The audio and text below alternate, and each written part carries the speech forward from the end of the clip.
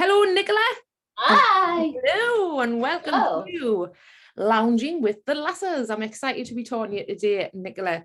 I think it's going to be an interesting one because I'm talking to another children's author. I know. I was thinking that. I was like, it's author to author. Never had an author to author talk. It is. So it'll be interesting to hear your views of what you go through as a self-published author. But tell us what you do, what you're all about.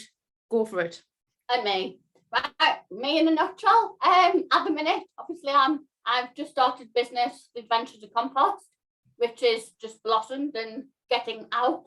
But going backwards, I've always been into childcare. I've worked in nurseries, preschools. I've worked abroad as a kids rep. In the nice sun, sea, and sand, and money. What else do you want? And then unfortunately, I got long COVID last year. Was it last year? Yeah, last year. So I've had it over a year now, so couldn't work in a nursery. But I've been able to get my book up and running, which was an idea. It started off as an idea, and like every little kid does, you want to write as a kid. And then I never did for a while, but then I picked it up, and obviously this past year has allowed me to get it out there and get compost to be compost. Brilliant. And I can see you sitting with your little t-shirt there with a... I am. Have you got cats, Nicola? I can't remember. No, I've got no cats. I'm known as the cat lady, but I don't actually like cats. So why did you choose a cat then for your book? Well, it's got a story behind it. Compost. My mum's friend, which was an ex-flatmate of hers, had a cat called Compost, right? And as a little girl, this was when Compost was around. As a little girl, I loved the fact that a cat was called Compost, because it's not like your normal, I don't know, Bob or Joe. We like random names, don't we? Yeah, you need a random name. So I did like this Compost. So I started writing books about compost when I was a little girl. And then obviously that died down when I'm going to college and different things. And then all of a sudden, I was like, compost can come back. I wanted to write, and I was like, why don't I write again about compost? So no, I haven't got any cats. The only cat I have got is a clay cat. I made him Compost. But no, I don't like cats. I am not a cat person. But yet, my main character and characters in the books are cats. And I can see you've got one that he's one I made earlier. I think it's one that I made earlier. I have to tell everyone though, right? Because this blew my mind. Like when I ordered it, with our kid, you're not, people listening, within 10 minutes, it was in my post box. It was through my letterbox. I went, how about, I think it was like a Sunday night or something, wasn't it? It was, yeah. Nicolas does live up the road. Well, it's driving though, isn't it? And I was like, how about that for service? And I said, what? It is. I remember coming to post it. At first, it was dark. We could not find your number house, right? But I wanted it to be a surprise, so I wasn't going to phone you. So anyway, we were driving up and down, and obviously because you've got our Wi-Fi, right? Darren put his phone outside the window to see where it was the strongest, where the Wi-Fi was the strongest. So he was like, oh, there we go, we're here. So then I walked up your drive, and then your cat's sitting there looking at me going, meow, meow, oh, hello. Brilliant. But it's a gorgeous, I love the illustrations. They're just lovely. Phenomenal. They're lovely. I've got a fantastic illustrator. I'm actually Leslie Furlbeck, yes. Leslie Furlbeck, yes. I'm actually sat in my little office now with all the illustrations everywhere, and it's lovely to see. Oh, I was just going to say, because what I like to know, it interests me, is your space where you. Well, I wasn't having an office. I was with my partner in his big office. So my view was his forehead. But now I've got my own little office. And we've put all the illustrations around. Just make it homely. I've got your mushroom novelist calendar on the wall. Oh, get that in there. Get that. Exactly. So I've got everything, and I've got shelves and shelves of books and stuff, as you do as an author. Love. So I think it's evident, because I've chatted to you a few times. I've met you as well, haven't I?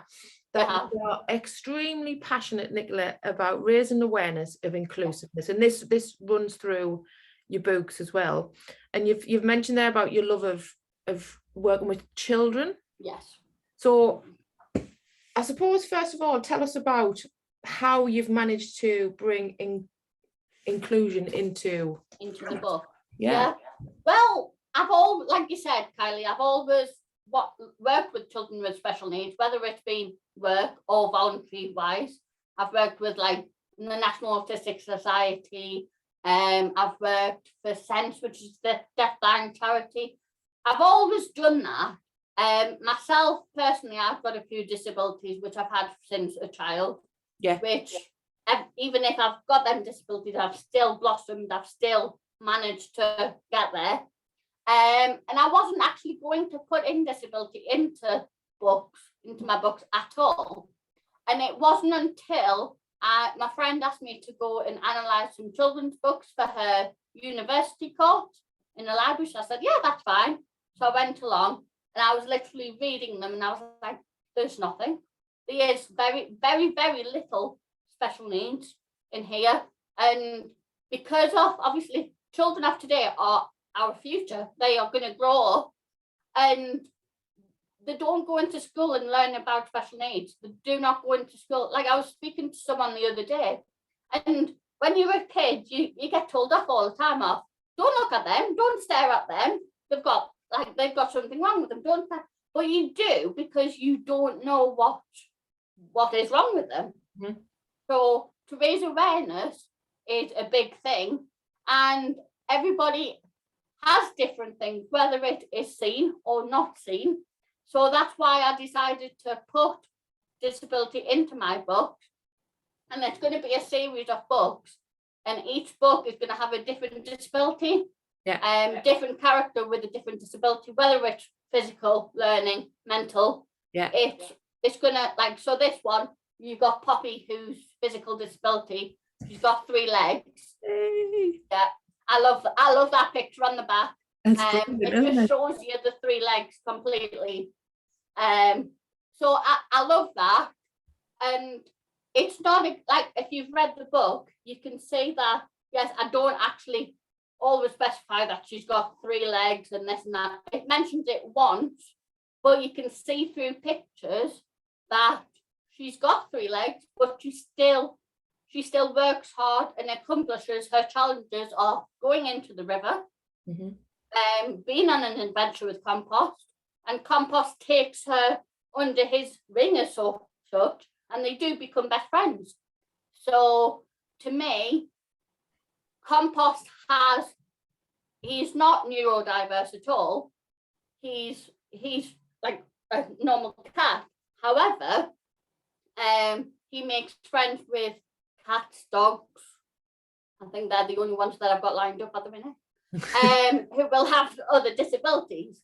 But yes, they will overcome challenges and friendships will blossom and things. So it's such a lovely way to get the message across, isn't it? And it's simple but really clever how you've done it. Yes. So and because I put disability into it, I also believe that equal opportunities wise, children who are blind cannot access this book. However, I've done it in all accessible formats in order so everybody can access it. I've got Braille, I've got audio, I've got paperback, I've got large print, I've got hopefully BSL coming soon, and I'm talking to Macron Charity to get that into signs and symbols for others. Tell us about this Macron, because I'd never heard of Macron until I heard you talking about it. I've heard it. I went into a school not long ago and they were doing it in the schoolyard. Right, yeah. So tell us a little bit more about that. Macron is basically a simpler version of signing it's basically babies and younger children, but adults do, depending on their level of maybe learning, do use it as well. It is mainly signs and symbols. So like we would see a sign maybe that said toilet. They would have a symbol on there, and then you've got the sign toilet, for example. I just thought of that. And so it's another communication tool for them to learn, and whether they link that with just learning English or whether they just predominantly use Makaton and progress onto British Sign Language or whatever, it's another way of learning. But because Makaton is licensed and copyrighted, obviously you can't just use it. And however, I wrote to the Makaton charity and I was like, my book is accessible for all, apart from children with autism and Down syndrome who predominantly use Makaton to learn to speak, to communicate. And he was like, hang on a minute, get back in touch with me in January and we will have a meeting. So I'm yet to still have a meeting, so watch this space, but hopefully Compost the cat will become in Makaton as well. So that's amazing. That's because the last time we talked, it was kind of that was your last thing that you wanted to tick off your list, wasn't it? You've got it in all kinds of different accessible formats, which is just. And if you look on Google, for like, I'm not being big-headed, but if you look on Google, are you big-headed? There's not many books, if any, that are in all accessible formats. I can't believe that, you know. No, there's not. Like if you type in, basically I was looking at the Braille books, for example. How do I make it like a proper book? Do I bind it? Do I ring bind it? Do I what? Looked online, I couldn't find anything. It took me ages to find something to work out, right, well, I'll ring bind it then. But it's just not there. It's not accessible for people. Wow. And definitely for children, I'll go by my Braille book. I haven't got one to show actually, but it's got the Braille on, but it's also, I've shrunk every illustration down and writing down. Have you got one there, did you say? Have you got one? I haven't, unfortunately. I haven't. I'm intrigued to see what they look like. But so I've shrunk it down. So you've still got the text. And then you've got a Braille on the top. So obviously the sighted person can read it while the parent or whoever is reading the actual proper one. Brilliant. So, unbelievable. So it's we talked about how important it is to really give that accessibility to children, isn't it? And you when you wrote into the show to be on the podcast, you mentioned about how important it was to get it into education. Is that something that you're looking at doing in the future as well? I big time splashed it basically at school, sent letters out. As you know, I've been sending loads of letters out. Yes. How many letters did you send out? 21,000, I think. Oh my God. And now that it's out, I've just sent away to get leaflets printed to send to schools as well. Not just state schools, I've got special schools as well. I am actually learning British Sign Language level 1 as well, despite this. So I can then go into schools as well and sign as well as. That would be amazing, wouldn't it? I would love. I know bits of sign language. I do know bits of sign language, but I've always wanted to have a certificate to say I know that. Like I've got my level 1 qualification of British Sign Language. But I would love to go into schools. Not just, like I said, not just state schools. I'd love to go to special schools. I'd love to go into, I don't know, holiday clubs, whatever. But yes, I am predominantly looking at the special needs side of things. Definitely with like my accessibility, my merchandise and stuff is all geared towards special needs because everybody then can access it.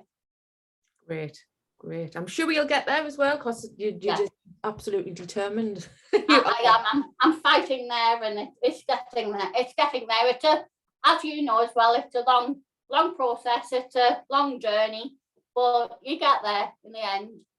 It's just fighting there. So you're talking about your fight and your drive and your determination. When you wrote in as well, and we've talked about this, Nicola, is you've got some disabilities yourself, yes? Yeah. So, and I think it's important for people to. I personally am really fascinated by how people work and like how they manage their time and what they do behind the scenes. How does your disabilities impact your work and day? What does a typical day look like for you? It can vary big time, and I am open with disabilities. It's fine. I've got my main ones that I do struggle with is mental health, right, and dyspraxia. Yeah. My dyspraxia struggles with like the routine of things, the coordination, the balance of everything. And obviously mental health, you can be up, you can be down, you can be whatever you can be. So on a good day, obviously it runs like clockwork. Yeah. It runs like clockwork. But on days that I'm struggling, whether it's I've got the dyspraxic head on, whether I'm feeling down, whether I'm just not with it, it is more of a tough challenge. But getting into a routine is a lot better. I've worked big time with my mum to have this routine of what I'm doing when, and then that's better in my head, because then I can walk into work and I can be, because I'm actually in an office or outside my house, I can walk into work and go, right, Monday morning I'm sorting orders out, or Tuesday morning I've got to do like PR stuff. So I know in my head what I'm doing. I do get overwhelmed with stuff, which I think we all do, but then when it's the overwhelming, that's obviously put everything down. For example, the book's coming, right? I was obviously all geared up for it, and you'll know the same feeling. You're all geared up for it, and then you arrive, and then that afternoon I had a big wobble, because I was like, now they're here. You're like, what do I do now? I've got all the and you think you've done, to be honest, you think you've done all the hard work, but no, you haven't. No, you haven't. Did you have to go and hand deliver loads? I didn't. I posted, but did you? Yeah, I posted, but yes, it was a whirlwind. It was an exciting time, but also it was a overwhelming time. And I remember speaking to my mum, and my mum said, because she knows me like inside out, most mums do, and she was like, Nicola, you're doing everything, you've done it right and everything, you just need to calm down. And because I was doing things constantly, even at weekends and stuff, she was like, no, Nicola, weekends you cannot think of compost, because it's just destroying you. So I've got to the point now that yes, I still talk about it, because my mum's like, Nicola, all you talk about is compost. But I've learned to have my time, because obviously it's now a business. It's not just a hobby, it's a business now. And you love doing it. And this is what I keep saying to people. I get the comments as well, Nicola. I get like, you're always busy, you're doing this, you're always talking about this, or your mind's away. But we enjoy doing it, don't we? We do. Well, we wouldn't be doing it if we didn't enjoy it. And it's a business that you enjoy. Like, being in a business that you don't enjoy, what's the point? Exactly. Yeah. So you said there about being overwhelmed, and I talk about being overwhelmed all of the time, especially with social media. And we're going to talk about the lounge as well. And one of the key parts of the lounge, as you know, Nicola, is how we support you with social media. Just give us because you see your days can be up and down. Describe your experience with what you do in running your business on something like Instagram, for instance, or Facebook. A lot of it can be to do with my confidence, with going on social media. Like I said, when I'm like going back to the routine of stuff and how I'm feeling, depending on how I'm feeling, depends if that day that I've been scheduling things online happened, then that's fine because the week can then flow. But if that's been stopped because I've not had a good day, then obviously, then that's impacted that week of scheduling stuff on social media. So it's a very much at the minute, it's getting into that routine of social media, and it's leveling out my controlling of my health, basically. Because obviously, as well as my mental health and as well as my dyspraxia, I've got long COVID that I'm fighting. I'm fine when I'm sat down. So doing stuff on social media is fine in a way because I'm sitting down. That's why I can't obviously work in the nursery at the minute, because I can't run around after kids. I struggle just walking upstairs or going in the shower. So it's a day-to-day thing of you've got to balance everything correctly. So you've got obviously your normal self, but you've also got these things that are in the way. So you've got to work out what's better, what's not better, and what's more important to do on that day. So, like, obviously, if there was 2 books to go out, but then there was something to do on the website to do, but then books were due to get to that person tomorrow, obviously that's my main importance to do that, because obviously I don't want to lose customers. But it's all the shuffling about as well. So you mentioned there about confidence, and also things like scheduling, routine, which is all something that we talk about quite a lot in the lounges. I checked, Nicola, that when you joined actually a year ago. Did I? A year ago, I don't know whether it was on the date, but I think it was January last year. Right. And you've had me for a year now, haven't you?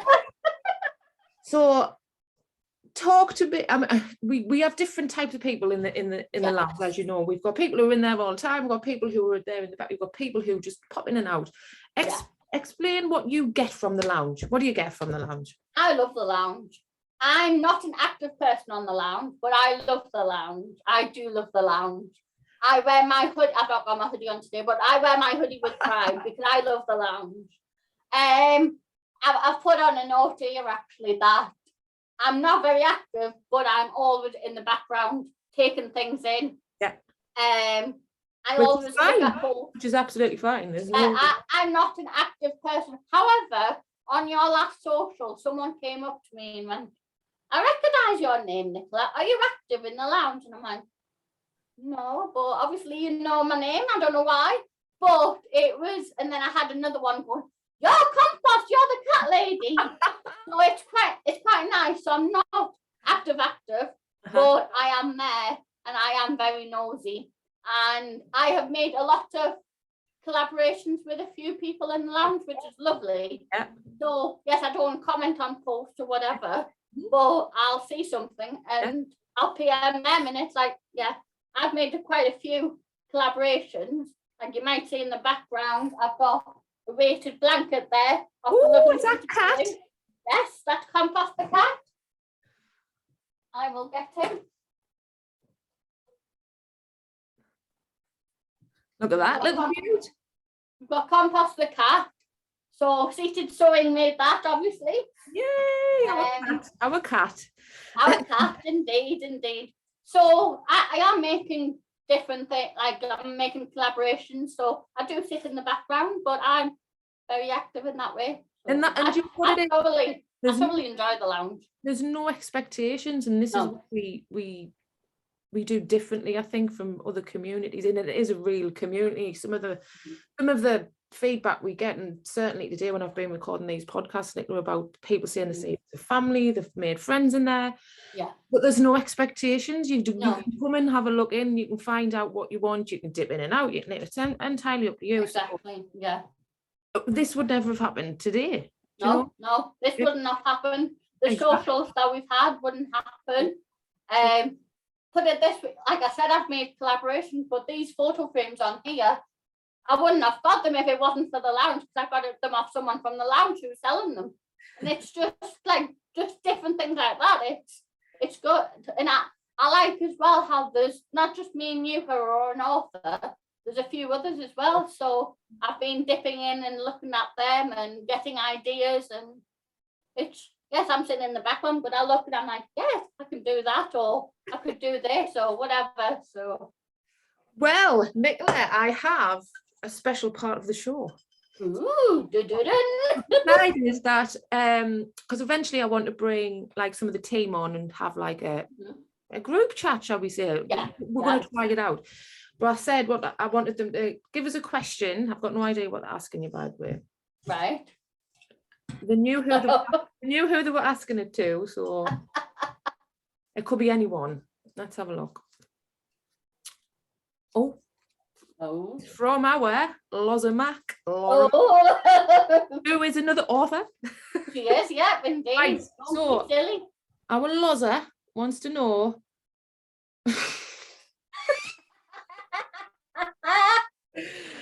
Do you think cats are really tiny humans in cats' bodies? Do you think cats are really tiny humans in cats' bodies?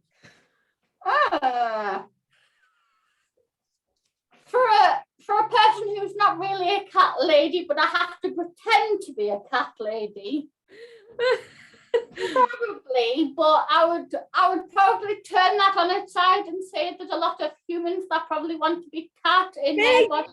Yeah. Why would you want to be a cat, man?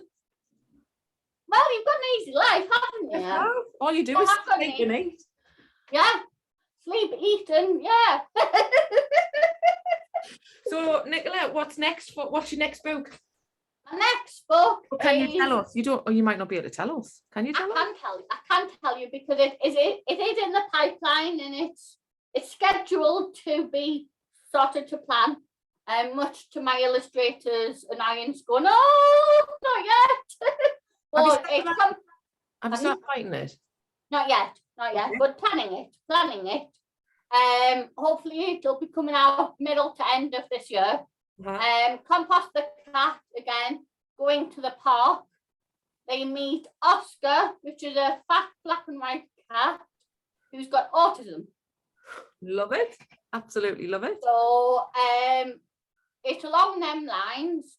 He was gonna just have a mental health illness, but since I've brought out this and the accessibility side of things, I have had a lot of requests for autism.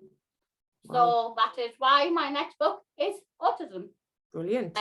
Which will be nice. I wanted that it's not just like a physical. It's a physical and learning and whatever. So it's different ones. Because then it'll obviously bring different audiences about. So exciting. It is exciting. It is exciting. And this week's been exciting. I've just been accepted to put my book into Waterstones. Oh, yes, get in. Yes. And we've literally about 2 hours ago just put it on Amazon as well. Fabulous. So it's all happening. So for your audiences, Nicola, tell them where they can. You've mentioned Waterstones, Amazon. How else do they get in contact with you? We've got to get in contact with me. Go on Facebook on the Adventures of Compost. The same on Instagram. My website is www.theadventuresofcompost.co.uk. I'm in Amazon, Waterstones, and eBay as well. Brilliant. Well, it's been lush talking to you, Nicola. Yes, you too. You too. And we'll get this uploaded for you. Definitely.